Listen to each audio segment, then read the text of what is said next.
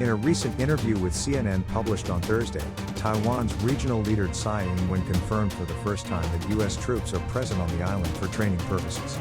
Experts said that this provocative announcement is for Taiwan secessionists to show off that they have got protection from the U.S., but in fact, there is no chance for them to escape punishment.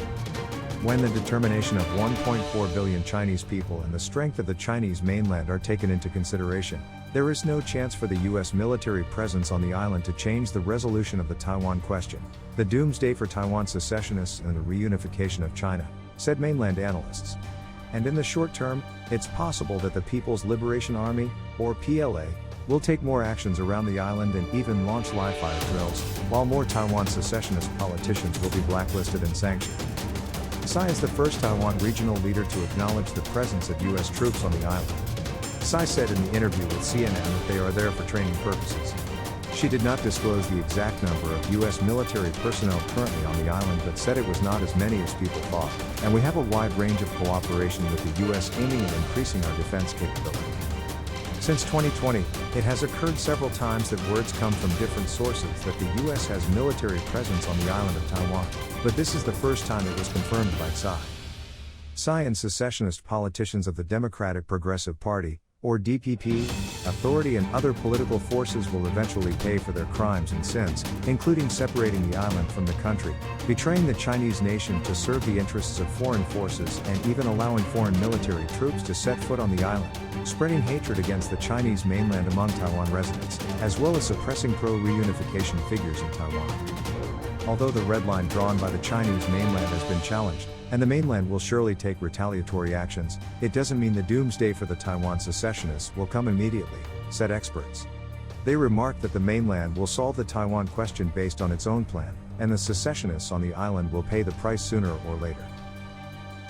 With regard to the U.S. military presence on the island, Chinese Foreign Ministry spokesperson Wang Wenbin said at a press conference on Thursday that we firmly oppose the U.S. having any form of official interaction and military connection with the island, and oppose U.S. interference in China's internal affairs. Wang noted that the provocative U.S. moves in recent years have sent extremely wrong signals to Taiwan secessionist forces and have threatened the peace and stability of the region.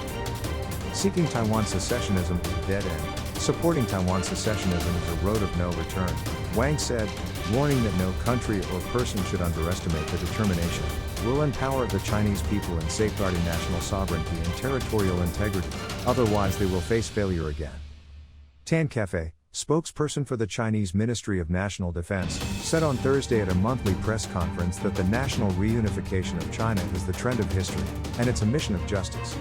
The PLA is keeping on high alert and making sure that when the call from the party and the people comes, the PLA can fight and win anytime.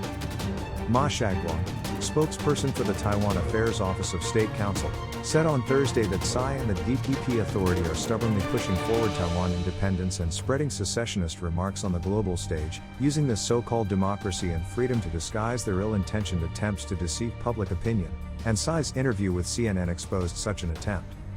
We understand that local residents in the island hope to join in international activities, and on the basis of the One China principle, we have made appropriate arrangements for this hope in the past, and this could happen again in the future, but there is zero possibility for secessionists in the island to use the so-called participation in global events to seek secessionism, the spokesperson said.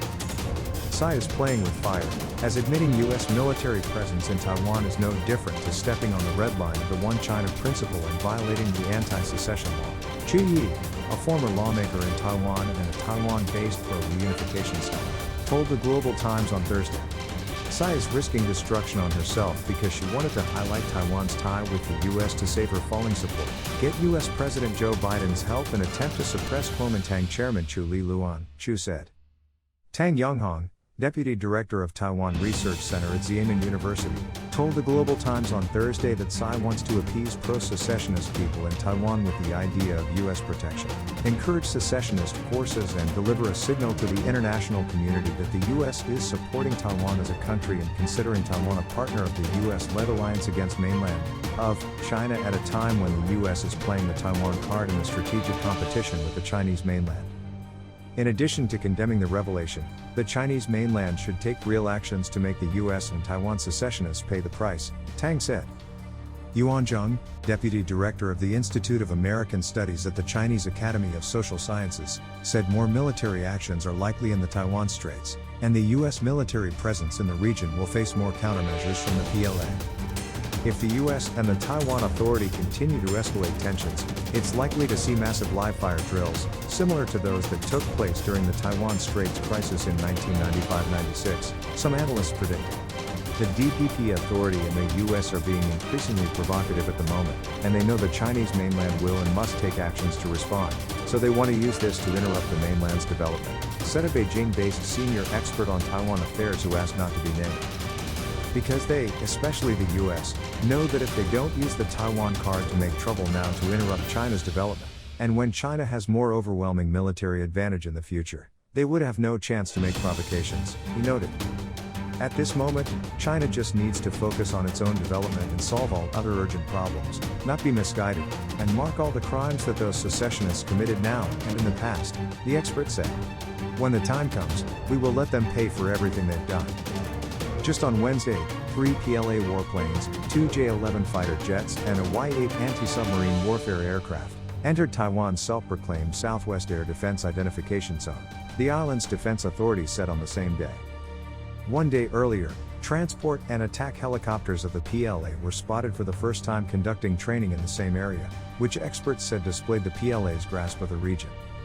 Helicopters can become active on the battlefield only when the PLA has gained aerial superiority, and a combination of transport and attack helicopters means they could be on an amphibious assault mission aimed at landing on the island, Chinese mainland military analysts said. A U.S. military aircraft C-17 landed on the island in June. A source familiar with the matter told the Global Times that the aircraft was there to practice an evacuation of the American Institute in Taiwan. Some experts said the U.S. is preparing for another failure and getting ready to abandon its proxies again, but the secessionists on the island still believe they are under protection, which is truly pathetic and hilarious. The United States and Taiwan enjoy a robust unofficial relationship. The 1979 US-PRC joint communique switched diplomatic recognition from Taipei to Beijing. In the joint communique, the United States recognized the government of the People's Republic of China as the sole legal government of China, acknowledging the Chinese position that there is but one China and Taiwan is part of China. The joint communique also stated that the people of the United States will maintain cultural, commercial, and other unofficial relations with the people of Taiwan. The American Institute in Taiwan, or AIT, is responsible for implementing U.S. policy toward Taiwan. The United States does not support Taiwan independence. Maintaining strong, unofficial relations with Taiwan is a major U.S. goal, in line with the U.S. desire to further peace and stability in Asia. The 1979 Taiwan Relations Act provides the legal basis for the unofficial relationship between the United States and Taiwan, and enshrines the U.S. commitment to assist Taiwan in maintaining its defensive capability. The United States insists on the peaceful resolution of cross-strait differences, opposes unilateral changes to the status quo by either side, and encourages both sides to continue their constructive dialogue on the basis of dignity and respect.